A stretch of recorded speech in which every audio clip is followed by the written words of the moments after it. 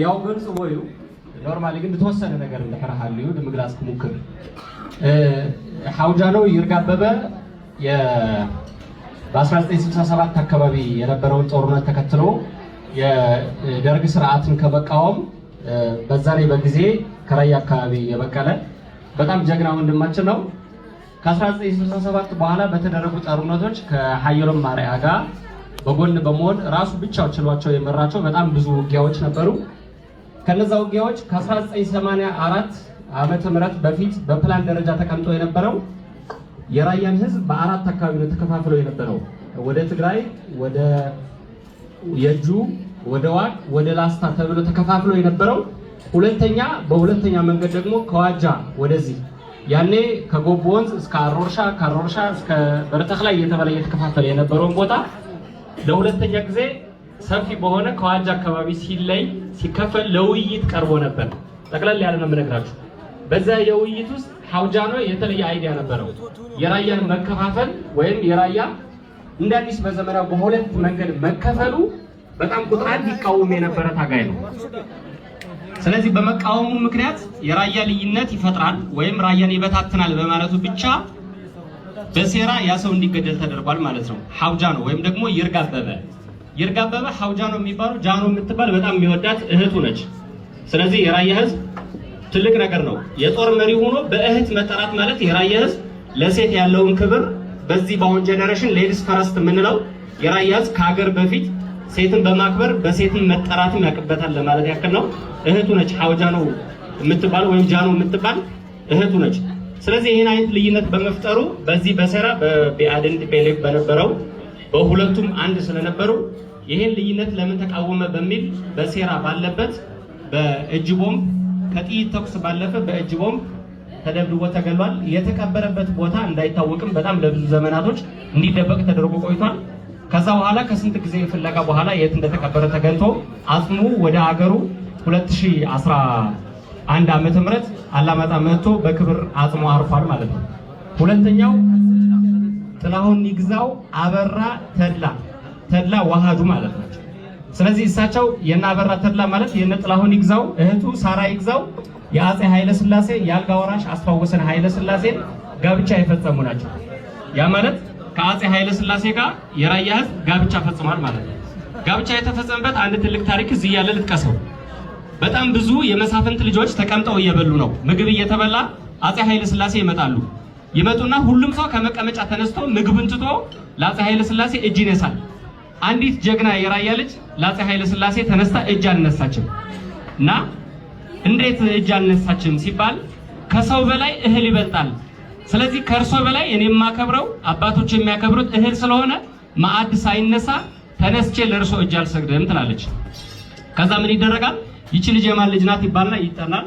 የተድላ ዋሃዱ ማለት በኢትዮጵያ የኢትዮ ጣሊያን ጦርነት ላይ የግራ ዘማች የሚባሉ የነበሩትኝ ተድላ ዋሃዱ ወይም ደግሞ ጨርጨር አካባቢ ዕርቅ ተድላ እየተባለ የሚጠራው የተድላ ዋሃዱ የልጅ ነች ማለት ነው። ተድላ ዋሃዱ በሚኒሊክ ጦርነት የግራ ዘማች ተብለው ከአፄ ሚኒሊክ ጎን በመሰለፍ የራያ በሙሉ ከአላ ምላሽ ያለው በሙሉ ራያን አሰባስበው ዘመቻ የመሩ ግን አብዛሃ በኢትዮጵያ ታሪክ ውስጥ የራያን ህዝብ ታሪክ እንዳይጠቀስ ቢደረግም ግራ ዘማች የሚባሉ በሚኒሊክ ጊዜ በጣም ትልቅ ታሪክ የሰሩ አባት ናቸው ማለት ነው። ከዛ በኋላ ምንድነው እናቱ ሮቢት ነች፣ አባቱ መጫው ነው። ከሳራ ጋር ጋብቻ ይፈጸማል። ከጋብቻ በኋላ የቀዳማው ኃይለ ሥላሴ ስርዓት ከወደቀ በኋላ የመንግስት ስርዓት የነበረውን ስርዓት ለመቃወም የተማሪዎችን አመጽ ለመጀመሪያ ጊዜ እንደ ራያ አይደለም። እኛ ጥላሁን ይግዛውን የምናስበው እንደ ራያ ዝቅ አድርገን ሳይሆን እንደ ኢትዮጵያ ከፍ አድርገን ጀግናችን ነው። ስለዚህ የተማሪዎችን አመጽ በመምራት በነበረው ግርግር የኢትዮጵያ ህዝብ መሬት ላራሹ የሚለውን እንቅስቃሴ በመላው ራያ በመላው ኢትዮጵያ እንዲስፋፋና እንዲመራ ያደረገ በጣም ጠንካራ ልጅ ነው ማለት ነው። ከዛ በጊዜው የነበረው ስርዓት ምንድነው የተባለው? የመሳፍንት ልጆች ወደ ራሻ እየሄዱ ትምህርት ይማሩ ነበር እና ጥላሁን ይግዛው ወደ ራሻ ሂድና ይሄን ግርግር ከምታነሳ እንደዚህ አይነት ተቃውሞ ከምታነሳ ራሻ ሀገር ድረስ ሂደን ትምህርት ተማር ሲባል የኔ ራሻ ሂዶ መማር ሳይሆን የኢትዮጵያ ህዝብ እንደ ህዝብ መሬቱን ማግኘት አለበት፣ ነፃ መውጣት አለበት የሚል ስለነበረው ነፃ ሕክምና፣ ነፃ መሬት፣ ነፃ የሆነ ፍሪ የሆነ አድሚኒስትሬሽን መፈጠር አለበት ብሎ በጣም ይታገል የነበረው በጣም ጀግና ወንድማችን ነው ማለት ነው። ከዛ ምንድነው የተደረገው? የተማሪዎች አመጽ ሲፈጠር በክላሽ ዩኒቨርሲቲ ውስጥ በነበረው ቶክስ መመላለስ ውስጥ ጥላሁን ይግዛው በነበረው የቶክስ ምልልስ ተመትቶ ቆሰለ ማለት ነው። ከቆሰለ በኋላ ውስጥ ላይ ሌላ ሴራም ስለነበረው ጥላሁን ይግዛው በፍጥነት ሕክምና ሄዶ መዳን እንደሚችል ስለሚታወቅ ወደ ሕክምና እንዳይወጣ እዛ ቦታ እንዲቀመጥ ተደረገ ማለት ነው። ስለዚህ ጥላሁን ይግዛው አበራ ተድላ ዋሃዱ ማለት የራያ ሳይሆን የኢትዮጵያ ሕዝብ ዛሬ ቀን መሬት አለኝ ብሎ የሚከራከረው ርስት አለኝ ብሎ የሚከራከረው ነፃነት አለኝ መማር መታከም አለብኝ የሚለው ነገር የፈጠረው ዝቅ ሲል የራያ ልጅ ከፍ ሲል ኢትዮጵያዊ ጥላሁን ይግዛው ይባላል ማለት ነው።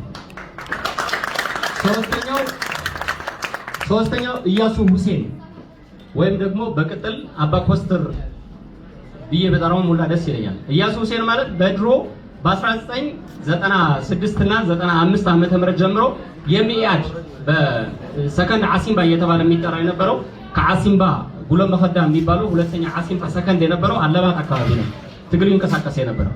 ስለዚህ የኢህአዴግን ስርዓት በመቃወም በኃላፊነት ደረጃ እስከ ወልዲያ ጀምሮ ሙሉ የሚባለውን አካባቢ በመምራት ይታገል ነበር። ምንድነው ያደረገው? የኢህአዴግን ስርዓት ለመታገል ከሌሎች ፓርቲዎች ጋር በመቀላቀል ትግል ታግሏል ማለት ነው። ከዛ በኋላ የስበራያን ትግል ሲመጣ በአርዲፒ ውስጥ በመስራች የራዲፓ በመስራችነት የስበራያ ቁጥር 1 አንቀሳቃሽ የሚባለው ኢያሱ ሁሴን ወንድማችን በ2015 ዓመተ ምህረት ላይ ግንቦት 10 ላይ በየአማራ ታጣቂ ኃይሎች በተኛበት በመሳሪያ ተደብድቦ ተገሏል ማለት ነው።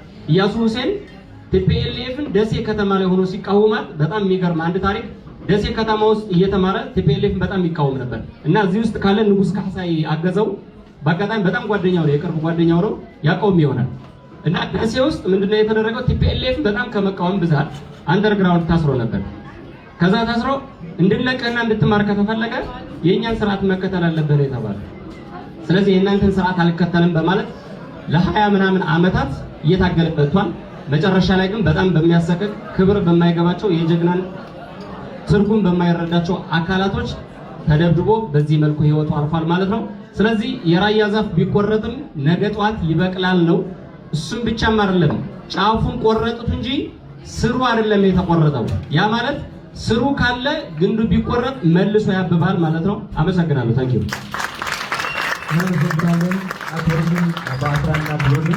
እና የመስላል ሀሳቡ ማለት የምፈልገው የራያ ሰው በሚዲያ የምታውቁት ሰው ይሄን ጨረታ አሸንፈው